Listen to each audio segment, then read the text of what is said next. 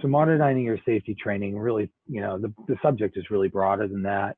It's really about training, trends, facts, and how-tos. We're going to do a little bit of audience polling throughout, so go ahead and get your phones out. And what you're going to do is you're going to open up your phone and go to your text messaging app and use the phone number 22333. So just like if you were texting a friend, that would be their phone number, 22333. And then in the message area, you're going to type TD126 and hit send. And then in a second or two, you'll get a verification that says you have joined an active polling session. We're not collecting any information from you except your response. And as soon as I show a question up on the screen, you can simply type in A or B or 1 or 2 or 3. If you want to do, if it's a multiple, select L that apply, just separate 1, 2, 3, like that, and you're good to go. We're just going to use the texting. Some of the slides may say go to this website and submit your polling, but just ignore that because you're watching your computer right now, and it's just easier to do the texting. So if we could just do a quick poll of the folks that are on the phone today, and go ahead and text to that phone number 22333. You're going to text your response A, B, C, D, or E. So this gives us a good idea of our audience today is really split right across. I guess other might be 2 or 3 different things and break that 33% down.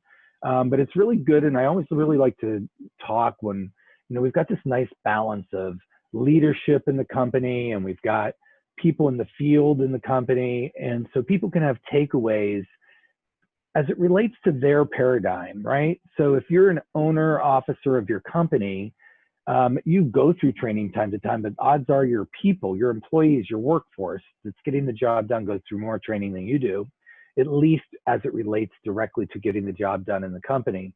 So be thinking about your corporate environment, your particular training environment and what's going on there. And as an office or in-field worker who goes through a lot of training or has to deliver the training, be thinking about your areas of focus in your program. Let's go ahead and take a look at this. How many people on the phone personally deliver training at their company?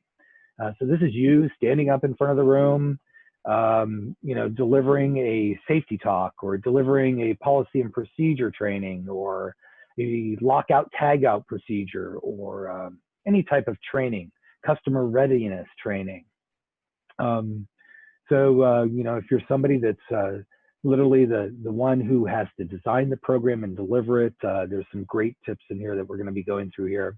If you're somebody who's in the seat, feel free to take these ideas and share them with people in your company that do your training. Now, specifically to safety training, I'd like to understand a little bit about what you see going on in your company.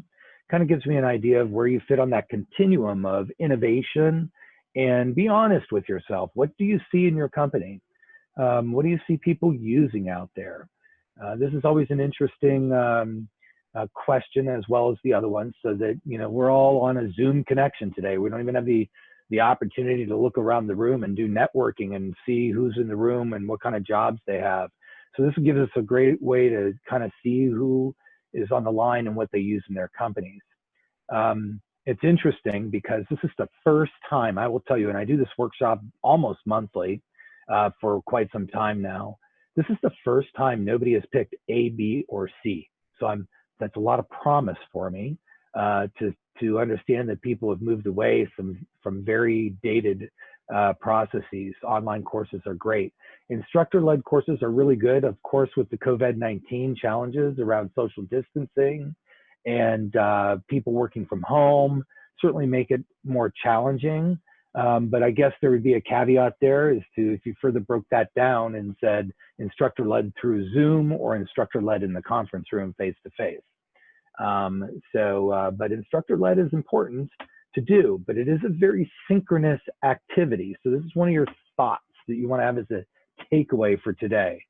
Take a look at the type of training that you're doing in your company and challenge yourself to think, is this type of training instructor-led it's a very asynchronous. I have to schedule it. Everybody has to be on the line at the same time. Everybody has to be paying attention, moving at the same pace. Everybody's being pulled away from doing something else. We surveyed almost 3,000 people last year, and one of their #1 challenges in getting their job done as it relates to training was finding time to pull people off job and get the training actually done.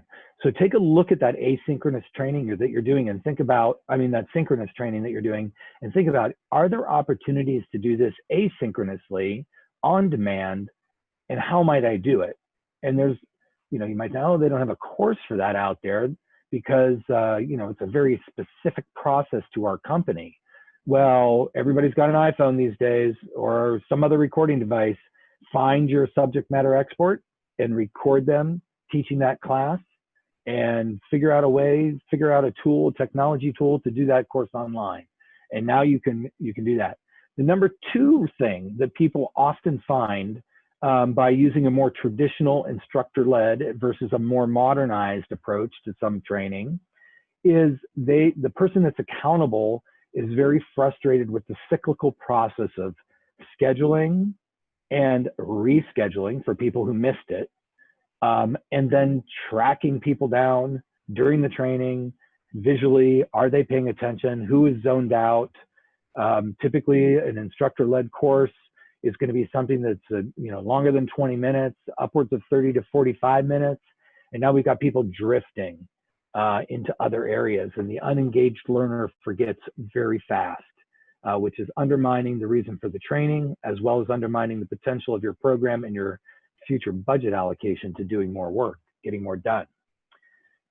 Our training program is paper-based. So this means that you are currently not really using a learning management system. You're not using a training platform. You might be using a big Excel spreadsheet or something like that, and that might be your automation. But it still feels very just much like I automated a piece of paper, and now I'm digging around in there. This is another tip that you want to really put on your radar screen.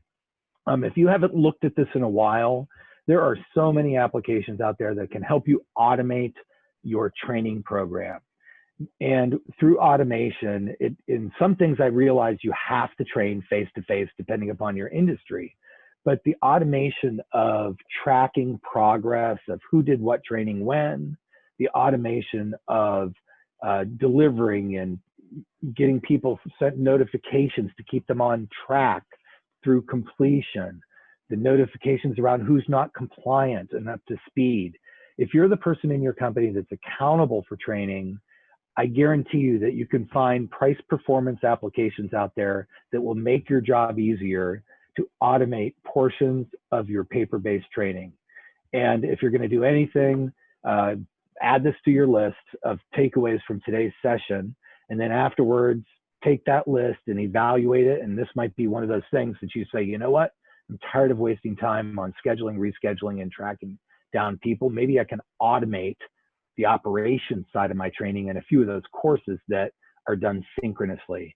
And you're going to see a huge improvement in freeing up your time. So, rhetorical question, just think to yourselves a little bit about your safety training, your overall training program, and how ready you are for a revamp. So most of the people we talk to really right down the list are staying true to these about their particular programs and their training and how they think about their version of modernizing or what they've been doing for the longest time. And the challenge you have with a lot of these, answering true to a lot of these, happens to do with getting stagnant and then not realizing that you're in this rut. And when you're in a rut, what happens? We tend to be on autopilot, and the people who attend our training feel like it's Groundhog Day. Oh, here we go again. They roll their eyes. Another HR training session. They roll their eyes. Another safety training.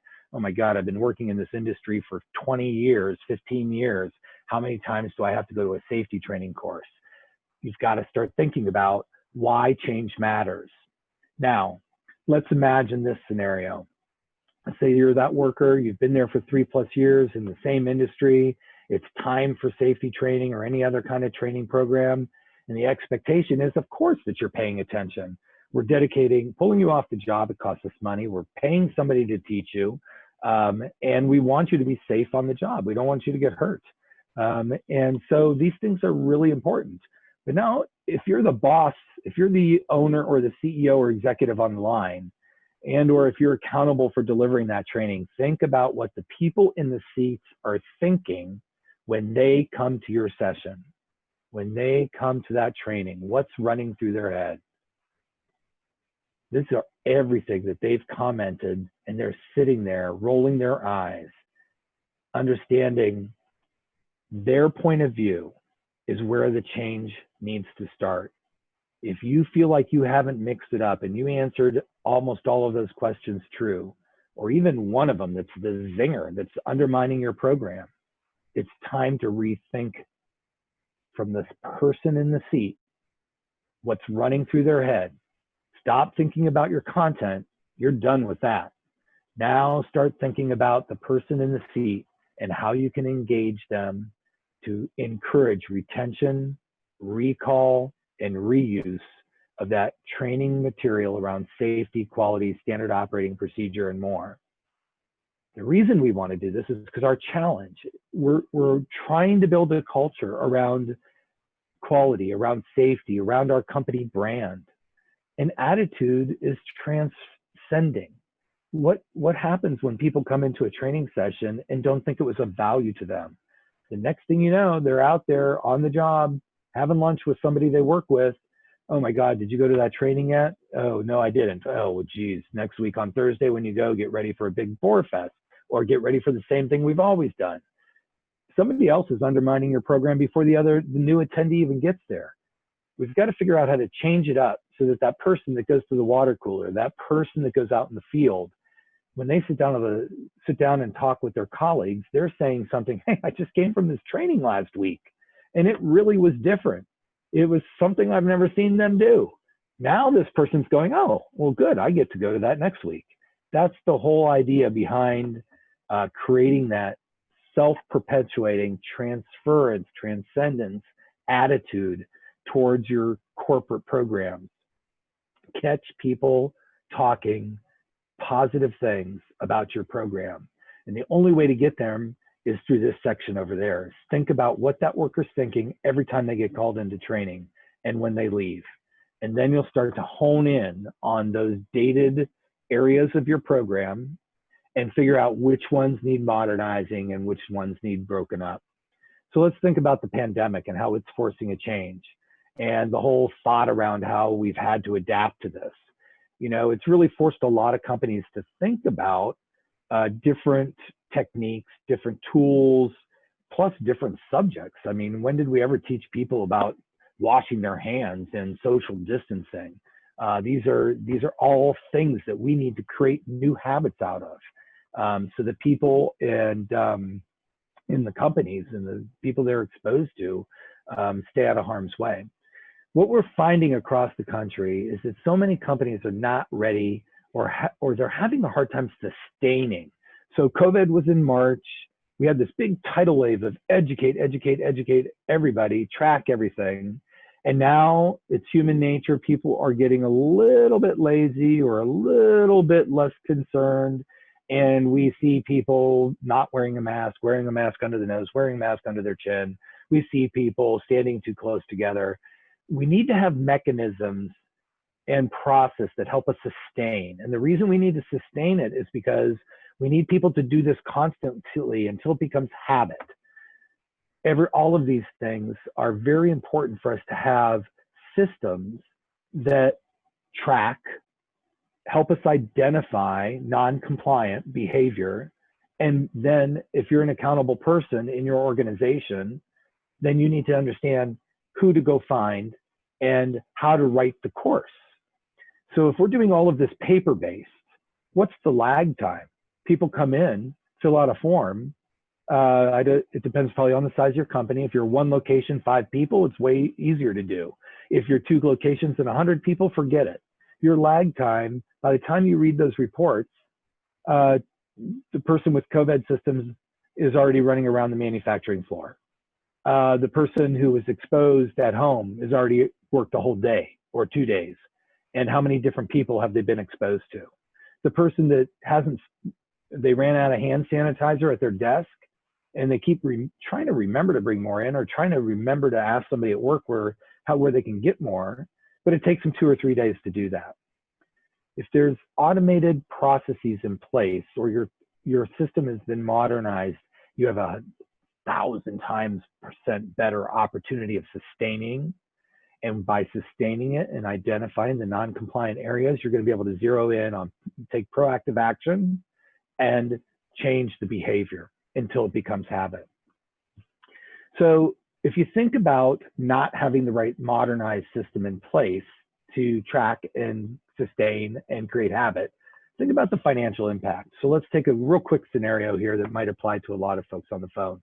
Imagine your 10 best workers report off tomorrow because of symptoms. They have to spend 2 weeks in quarantine. The average cost of that temp worker, possibly around $20 an hour, is what Google says for most companies and HR management associations. But the person that's at home, you're not only paying them, but you're also paying them benefits. And we're paying the person to come in as that temp worker. So the ramifications are big of not having a modernized system in to keep these types of safety related topics such as COVID-19 prevention top of mind. This doesn't just apply to a pandemic. This applies to all other aspects of your work. If somebody goes out on the shop floor, in a truck, out in the customer site, and they get hurt and they have to take a week off, maybe you don't have to hire a temp, but something suffers. Somebody's either working overtime to make deadlines, or you have to call a customer and postpone the due date and tell them we can't get to it until next week. So how can we sustain these changes? Take a look at your critical training programs. And by the way, training doesn't have to be your formal program that you have scheduled.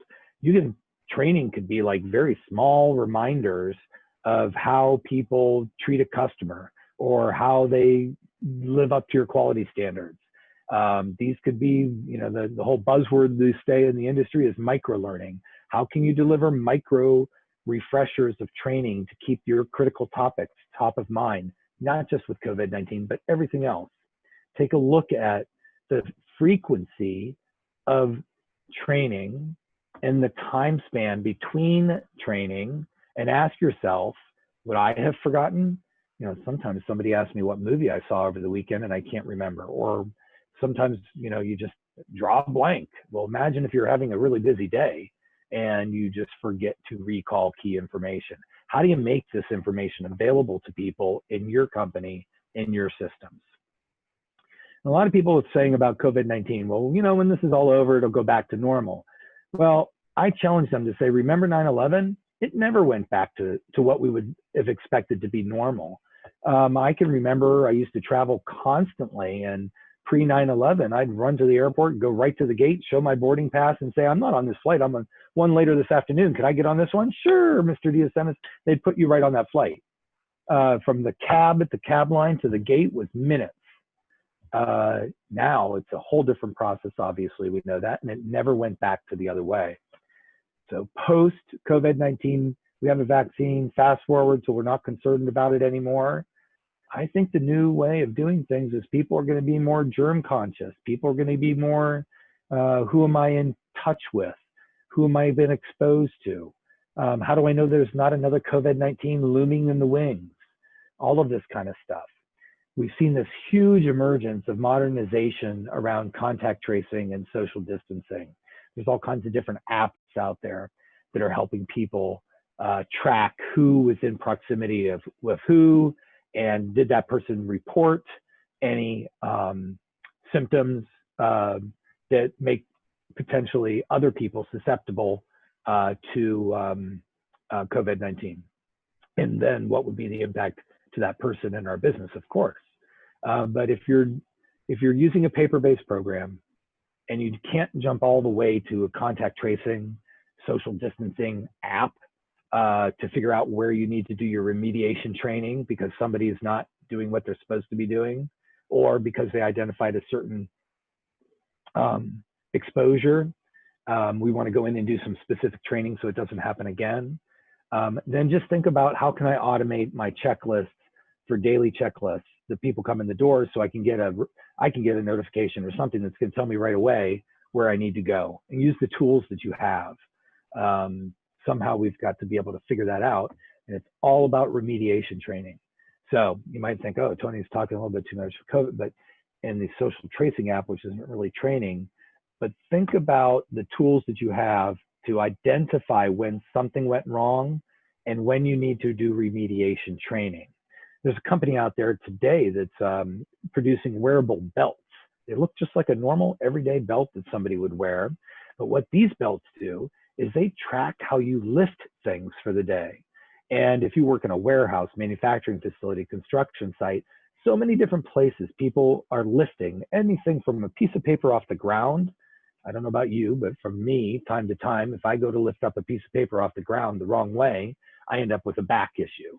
It doesn't matter how heavy the object is, it's how the technique I used for lifting. Well, this wearable belt is tracing people's lifting habits for the day and populating a chart like the one you see on the screen. And then a foreman or a supervisor can say, oh my gosh, look at Tony. He lifted for 3 hours straight today without a break. I need to inject some remediation training.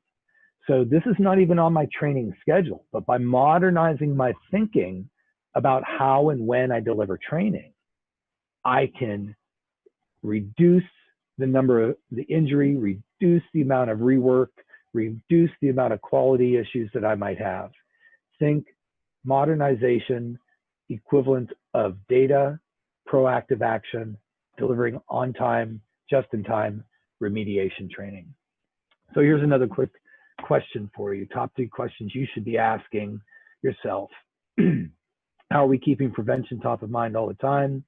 These are going to be in the handout. They're up on the website, so I'm going to kind of click through them versus read every single one to you. Do you have regular proactive communication between leadership and employees? How are we tracking and reporting? So these are big things. There's the training event where we stand up in front of people, or people go sign on to a portal, and this is how we keep their skills honed. But in a modern training program, we need to make sure that we're not just keeping their skills honed for the half hour that they're online watching or in the classroom learning. We need to figure out how our training program has legs. What am I going to do after the training program? I have the event, and then I need to figure out my refreshers so I can get people to recall this information. Everybody's probably seen a visual, if you're in training, this visual over time. You see a path. The path is all overgrown. And the path is the analogy of weeds and everything else, that you cannot see the path forward. And that's like your brain. If I don't go on that path to retrieve whatever's at the end of it regularly, the path grows over and I forget. If I teach people to go on that path every day, sooner or later, nothing can grow there and cloud my memory. And it's really easy for me to find that object or that piece of knowledge at the end of the day or at the end of the path to recall it and reuse it to get the job done right. So think about all those times. In a modern program, we're figuring out how we can do refreshers, not in an annoying way, but in a timely way that people will appreciate them. The second one, leadership reinforcement. I can't tell you how important this is in all the case studies that you read out there. If you're allocating dollars in your company to deliver training, of course, some programs are required, OSHA and others, sexual harassment, ethics, things like that. We do frequently to be good corporate citizens, and we allocate budget to them. But without leadership reinforcement, without some method of people hearing right before they take a training course from the CEO or the president or the head of something, hey, next Tuesday you are all taking this training course. Here's 3 reasons why this course is really important to me and why we're allocating budget dollars to educate you on it. This changes the whole outlook. Modern companies involve leadership with these messages that go out to their employee base before they take the training. And then they follow up afterwards. How was the training? Is it going to help you do your job better? We care about you and we want you to feel good about the quality job you do. They hear that kind of stuff coming from leadership before and after. People are going to realize this is more than a have to do this. This is more of, I feel connected to my organization. I want to do this because people are watching and listening and recognizing. And then, of course, the last one on tracking and reporting. This is a big thing. We've talked enough about that. We've made changes to our training program due to COVID-19. Quick question for you. How many people out there have made changes to their training program specifically because of COVID-19? 100% of responders so far. This is pretty much par for the course. We're finding across the country that everybody's done something to their training programs and really thought through existing processes and how they can change them up. Hopefully, since we've started and some of the things that I've talked about can lay on top of the changes that you've already made in your organization, and you can use them as a catalyst to spur some thought process with your team. Select all that apply. To minimize, now just put A, comma, B, comma, C, so on, whatever you pick. To minimize the impact of COVID-19, we've done the following. If you could go ahead and pick the ones that you've done in your organization and text your reply in. Hopefully we still have listeners out there. Any responders? There we go. Just a little bit of lag time sometimes. Yep. So a lot of people are doing prevention training without a doubt, and it's good to see the leadership frequency increasing. If any of these things are not on your list, A, B, C, D, or A, B, C, or D, use them as takeaways from today. Go back to your processes and think about how does this impact to our business require us to do some modernization, and based upon some of the things that we've talked about today, how might I think about integrating them into our organization? As you think about those things that you've implemented, just that has this been a challenge to implement these and then keep up with them? Just in thinking about people's replies as they're coming in here, often we find it's very hard to figure out the quick training refreshers because, one, as a trainer, most of us are wearing multiple hats. We don't just train all day long or have time to roam around. So how do we get refreshers out there? If I'm sending a refresher out through voicemail or email, how do I know people that got it, read it, watched it, looked at it? There's clearly software out there, like ours, obviously, that does this kind of tracking for you to help you identify who's connected with your message. There is a app or a solution or a process out there that's could potentially simplify any one of these for you. If you haven't taken time, block time, 15 minutes off your calendar and explore a couple of different case studies and ideas of what people are doing out there.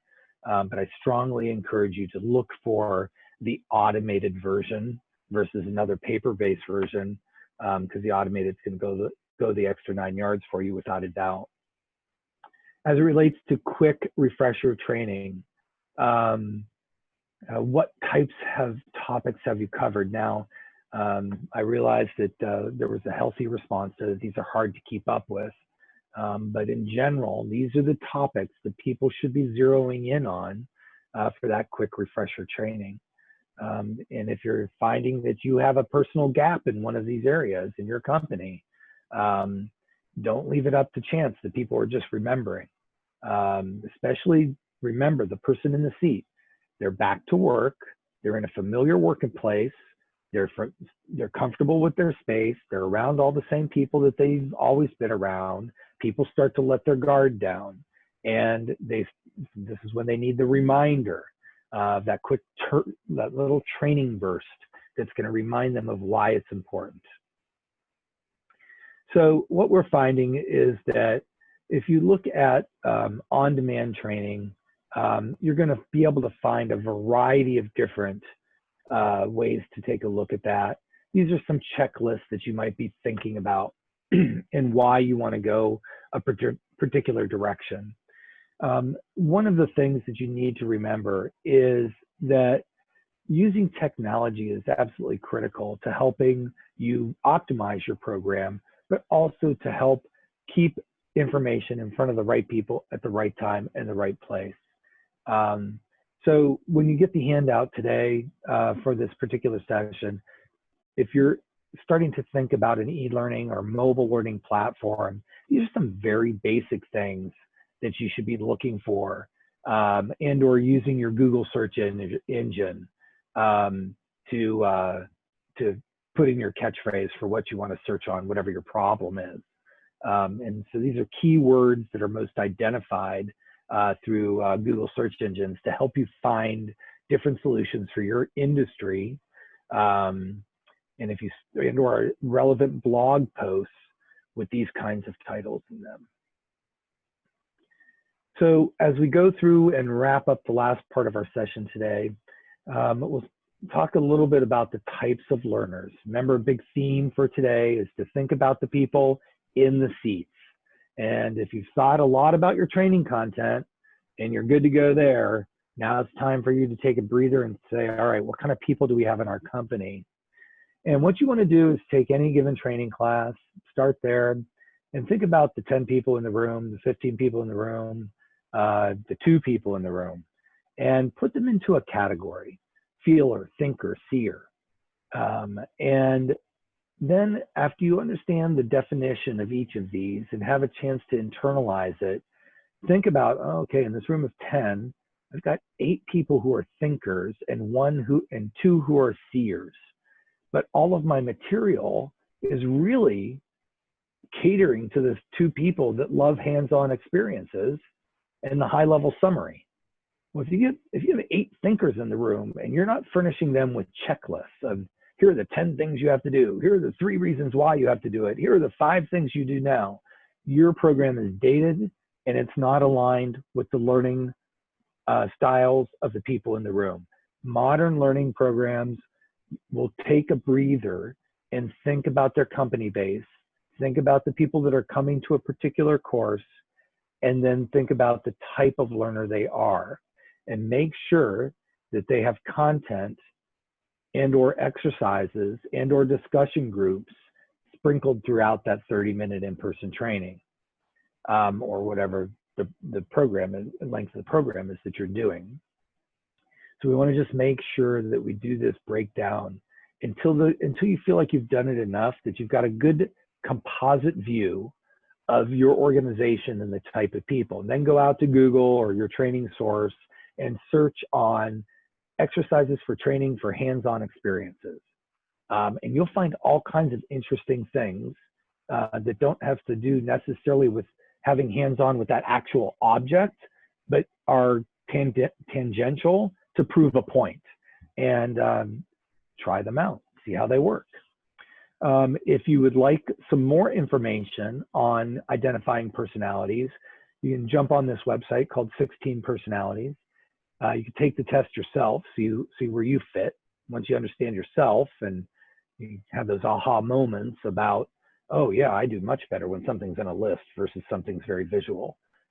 Then you can start to think about having your group of employees do personality testing. And it's free up to a certain number of people, but maybe you sample and you pick 5 people here and 5 people there and 5 people, different types of jobs, and then kind of do an analysis and generalization to the group.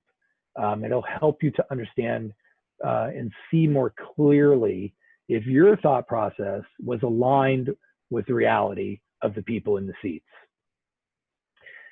Remember, based upon what you learned, mix it up. So what we know is that if people come into a room and sit for longer than 10 minutes at a time, they're zoning out.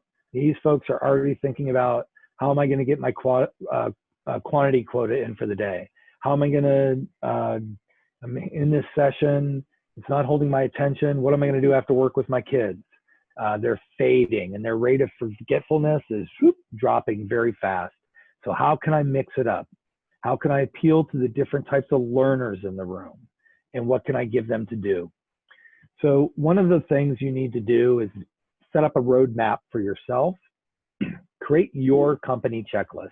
And here's just a basic one that you can get started with. Consult your checklist before every training that you do. Think to yourself, have I accounted for the different learning styles, the different personalities in the room? Go back to the learning styles PowerPoint slide that you just saw, and do a self-check. Even if you've done it once already, do it again. Base it upon the last session you did. You know, we've all been the ones standing up in front of the room, giving a company address or doing an actual training. You're looking at the audience out there going, I don't know, are they really connected? Are they getting with me? You know, how can I mix it up? And if you mix it up the next time, you're going to do something that they don't expect, and it won't be like Groundhog Day. It'll be something different, and it'll be very interesting. Do you have that balance? And have I introduced hands-on activities or small group discussions? So make sure that along with that checklist that you have at least set goals and objectives of where you want to go. If you already have them set, that's fantastic. Mark your calendar in the next 30 days, revisit it. When you go in to talk to your leadership, if you go in with just ideas and very broad examples of what you're trying to achieve, odds are you're not going to get the level of support that you need financially and or to pull people off the job and have them involved in things. So it's important to have a vision and broad ideas of where you want to take the company training program, and all modern training programs will have this, but you also have to have very specific measurable goals.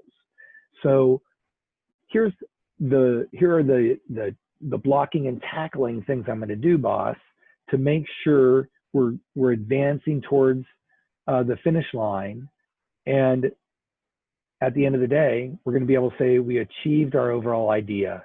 We achieved our overall vision for what our training would be. And those goals are going to help keep us on track.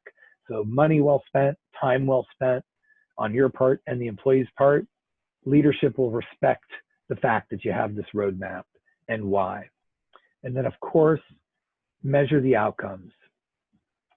Let's make sure that we can show some type of benefit where the numbers went down because that's where we wanted them to do, or the numbers went up because that's what we wanted them to do. Combine these three simple things with any given training course or your overall training program. And when it's time to go back and report on it, and of course, if you've introduced some automated tracking where you can quickly show whether 10 or 250 or 1,000 people have done what they're supposed to be doing and where you are in that progress, you're going to amp up your overall training program, and you're going to see the commitment raise to a new level. Make sure you stay true to what you discover. So after each training session, ask yourself, how did that work out? What didn't work out? And take pause in the day to write down some notes and do a pro and a con column, and then evaluate what you need to change. And the second bullet on this page, I always like to really focus in on, especially if you haven't changed your program in a while, or you have a more set in the ways type workforce, you're going to have complainers that try to derail you. My advice is find the people that are complaining and trying to derail you, and find out what it is that they didn't like about the training, and consult with them about how we can change it up. Make sure they understand the importance of the training and that you need them to help you figure out a way to make it more engaging and more interesting to the people in the room. Embrace the complaint to better the program. So we're going to go ahead and wrap up here in the last couple of minutes, and with a couple of little slides. Just remember that your trainees they may not verbally say, I'm expecting you to mix it up, but when their attitude is not where you want it to be coming into the training environment, their internal perception is, man, I wish this would be different. They just don't know how to do it. Oh, but I just got a message that it's closing on us in 55 seconds. So we better, I never saw that one before. Let's go ahead. You can do all of these slides in there. And we're gonna just thank you for your attention. Sorry about that, but I think this clock on my screen is counting down and it's gonna boot me out in 30 seconds. So I hope you got something out of today's session. It was a lot of information at one time. The slide deck's available online at your event hosted space. All right. Awesome. Thank you, Tony, so much. Yep. Have a great day, everyone.